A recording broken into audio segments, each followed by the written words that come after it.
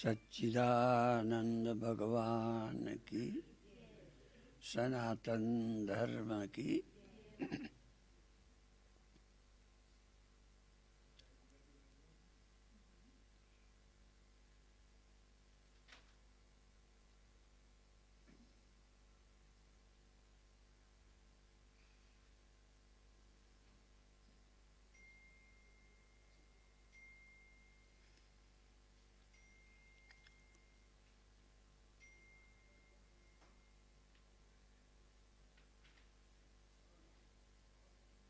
किसी वस्तु के किसी वस्तु के उत्पन्न होने के लिए दो कारण होते हैं। एक तो वस्तु के उत्पन्न होने के लिए कोई मटेरियल चाहिए, जैसे घड़ा बनाना हो तो मिट्टी चाहिए। तो जिससे घड़ा बनता है उसको कारण कहते हैं। जो पैदा हुआ उसे कार्य कहते हैं, जिससे पैदा हुआ उसे कारण कहते हैं। ये याद रखना। उत्पन्न हुई वस्तु कार्य होती है और जिस सामग्री से वो वस्तु पैदा होती है उसको कारण कहते हैं। अब कैसा कारण? एक मिट्टी जो है वो घड़े का कारण है, लेकिन मिट्टी से घड़ा अपने आप नहीं बनता, इसलिए और कोई कारण चाहिए उत्पन्न करने के लिए। फिर क्या कहेंगे? निमित्त कारण।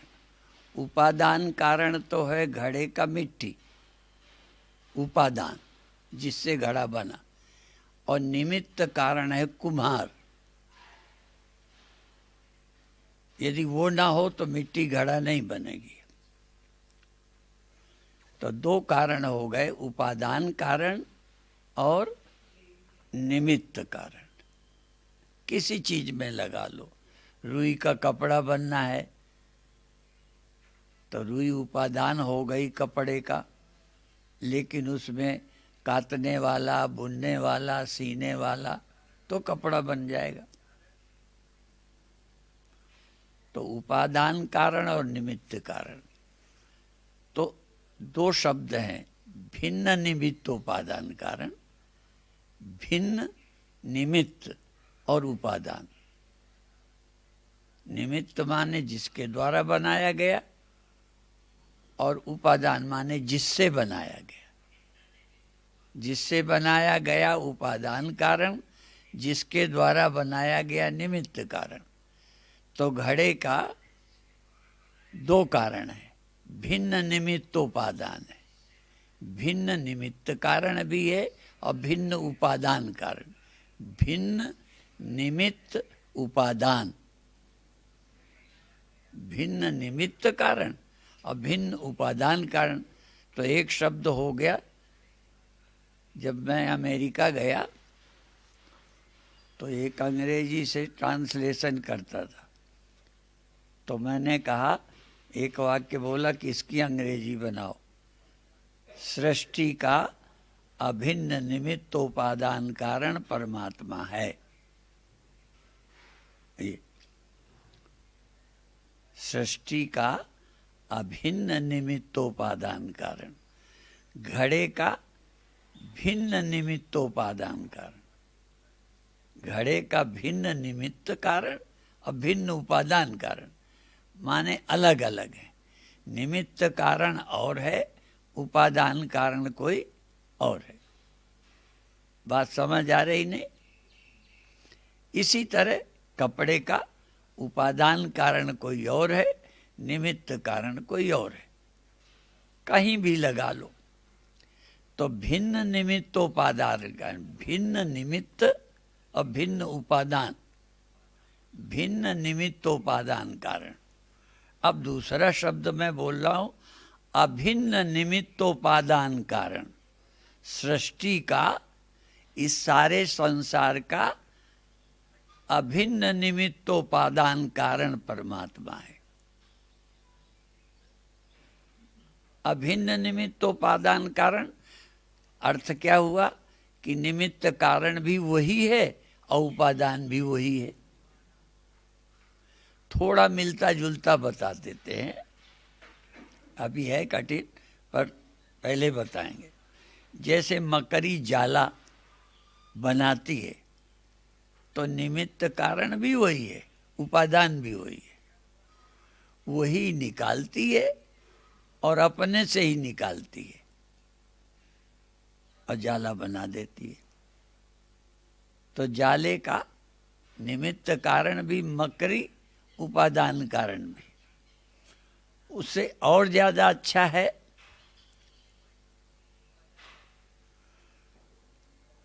जैसे स्वप्न। आपका जो स्वप्न बनता है किस चीज से बनता है, कहाँ से मटेरियल लाते हो और कौन बनाता है? तो स्वप्न के अभिन्न निमित्तोपादान कारण तुम हो। अब एक उदाहरण और देते, यथोर्ण नाभि सृजते ग्रहणते च। जैसे मकड़ी जाला निकालती है, यथोर्ण नाभि सृजते और ग्रहणते च, फिर वापस ले लेती है।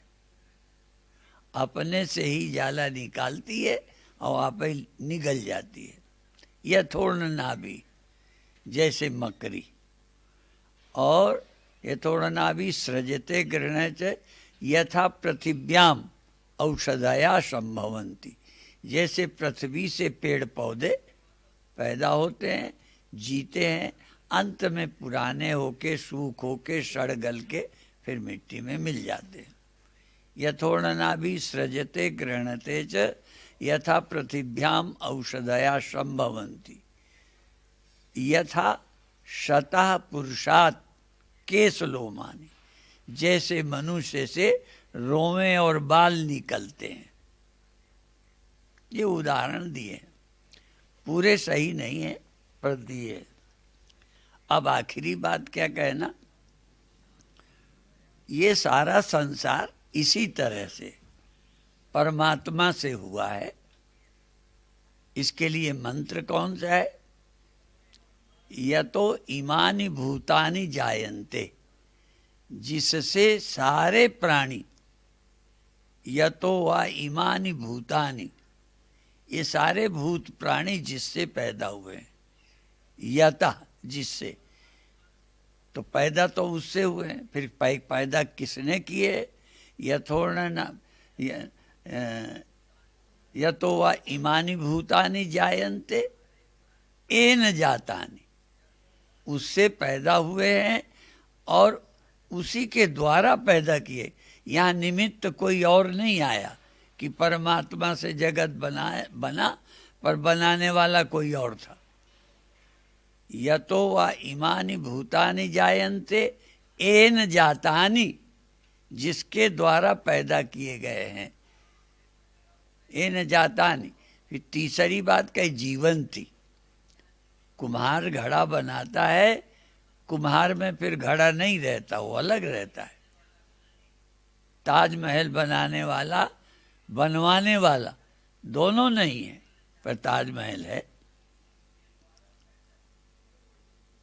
तो यदि निमित्त कारण कोई होता तो कई बार मनुष्य ने भी बच्चे पैदा कर दिए। अब ज़्यादातर बच्चे बाद में रहते हैं, माँ बाप चल बसते। तो यदि ऐसे भगवान ने दुनिया बनाई तो बनाई तब तो भगवान था। अब दुनिया तो है, भगवान मर गया है। तो ऐसा भगवान नहीं है। तो यतो वा इमानि भूतानि जायन्ते येन जातानि, जिसके द्वारा पैदा किए, और अंत में जीवंती, जीवित भी उसी में है। जीवंती यत प्रयंत्य विशंति, और अंत में उसी में ये लीन हो जाते हैं। सारे प्राणी, उसका नाम ब्रह्म है, उसको जानो। तद ब्रह्म तज विजिज्ञासस्व, उसको जानो ब्रह्म क्या है। अब ब्रह्म के जानने के लिए क्या है? परोक्ष ब्रह्म ज्ञान और अपरोक्ष ब्रह्म ज्ञान। परोक्ष ब्रह्म ज्ञान सारे गुरु शास्त्र बताते हैं, परोक्ष ब्रह्म ज्ञान। अपरोक्ष ब्रह्म ज्ञान केवल वेदांत वेद्य है। इसीलिए दुनिया के सभी संप्रदाय, मैं खुल के बोल रहा हूँ, कोई कमरे में नहीं बोल रहा, लाउड स्पीकर लगा के बोल रहा हूँ और वेद के द्वारा बता रहा हूँ। और कोई चाहे इस विषय पर शास्त्रार्थ कर ले, तर्क कर ले, विचार कर ले, और नास्तिक कर ले चाहे आस्तिक कर ले, सबको छूट है।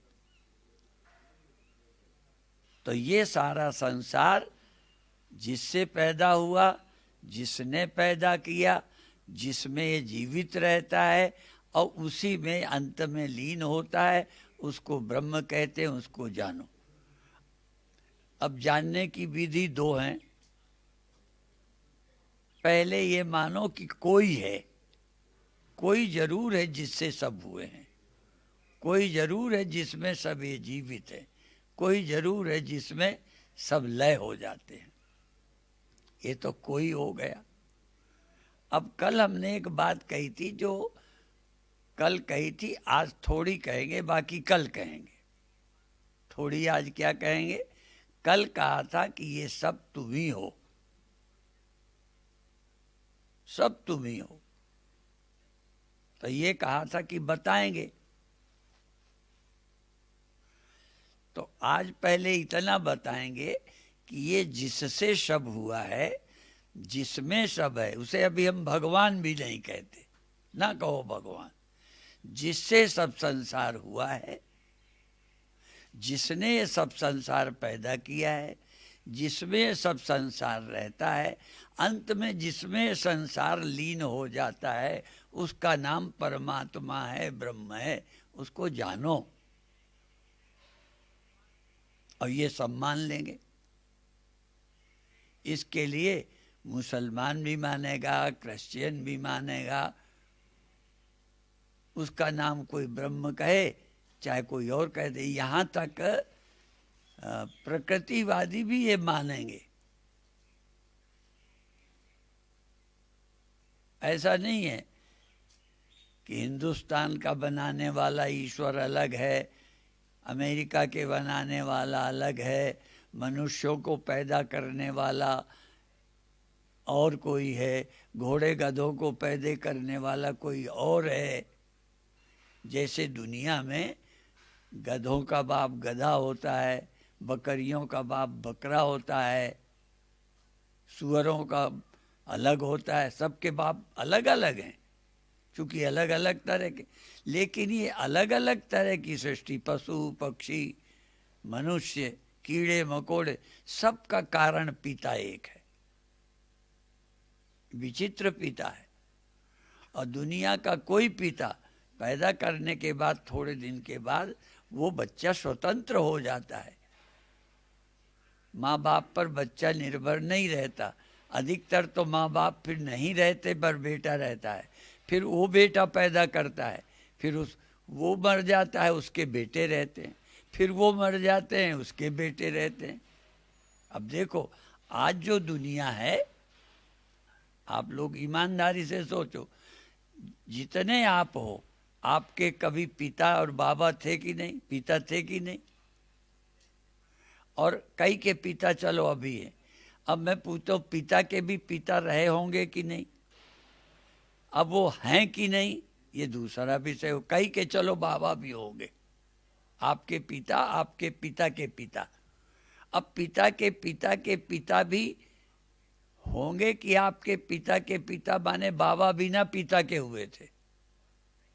आपके बाबा बिना पिता के हुए थे। इसका मतलब भले आज ना हो, पर आपके बाबा के भी पिता थे जरूर, लेकिन रहे नहीं। तो ऐसा भी परमात्मा नहीं है कि उसने पैदा कर दिया, उसके लड़कों ने लड़के पैदा कर दिए, उसके लड़कों ने, और ईश्वर मर गया, उसका बेटा है, फिर वो भी मर गया, उसका बेटा है, फिर वो भी मर गया, मरते भी गए और सृष्टि भी बनी रह गई। तो माने पहले वाला जो होगा वो पिता मर गया होगा। इसलिए पहली बात ये कि जिससे सृष्टि पैदा हुई वो सत्य है। सृष्टि पैदा हुई, रही और खो गई, वो था भी, है भी, रहेगा भी। गुरुवाणी में कि आज सच, जुगात सच, है भी सच, नानक होसी भी सच। परमात्मा था भी, है भी, रहेगा भी, और उससे सब पैदा हुए हैं, और चूंकि उससे सब पैदा हुए हैं इसलिए वो सब में बराबर है। उसके लिए हम लोग गीता का वचन बोलते रहते, समम सर्वेषु भूतेषु तिष्ठन्तं परमेश्वरम विनश्यत्सु अविनश्यन्तं या पश्यति स पश्यति। सब में वो बराबर है, कीड़े मकोड़ों में कम ज्यादा नहीं। तो एक परमात्मा से सब हुए, एक परमात्मा ने ही सबको पैदा किया, एक परमात्मा में ही सब रह रहे हैं, और एक परमात्मा में ही सब वापस लीन होते हैं। उसका नाम परमात्मा है। कोई आदमी की तरह केवल फिरता हो वो परमात्मा नहीं, परमात्मा के लक्षण है ये। और चूंकि उससे सब हुआ इसलिए सब वही है। ठीक है, उससे सब हुआ, वो क्या है उसका नाम नहीं जानते, ब्रह्म भी मत कहो।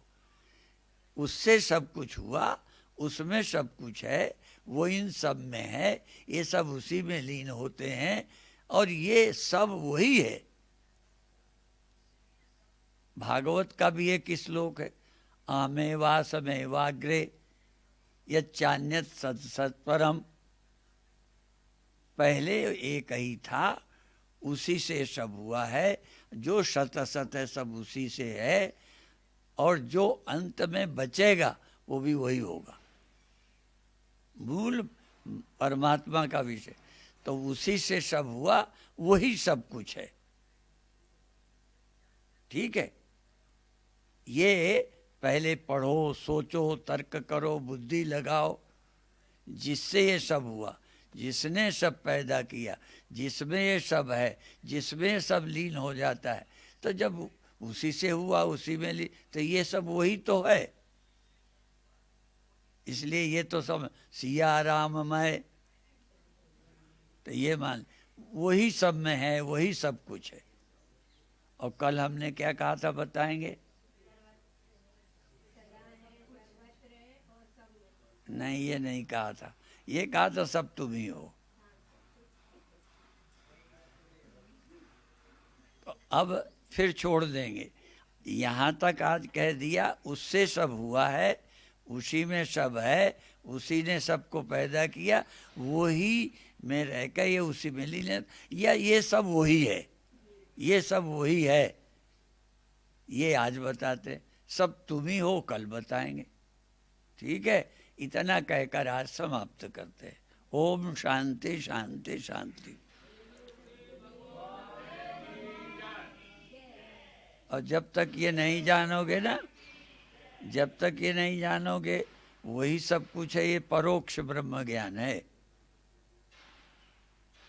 उससे सब हुआ, वही सब कुछ है, वही वही है, ये परोक्ष ब्रह्म ज्ञान है। अपरोक्ष है, मैं ही ब्रह्म हूँ, मैं ही सब कुछ हूँ, मेरे सिवा और कुछ नहीं है।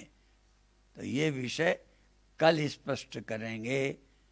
ठीक है, तैयार हो के आना। ठीक है, हाँ।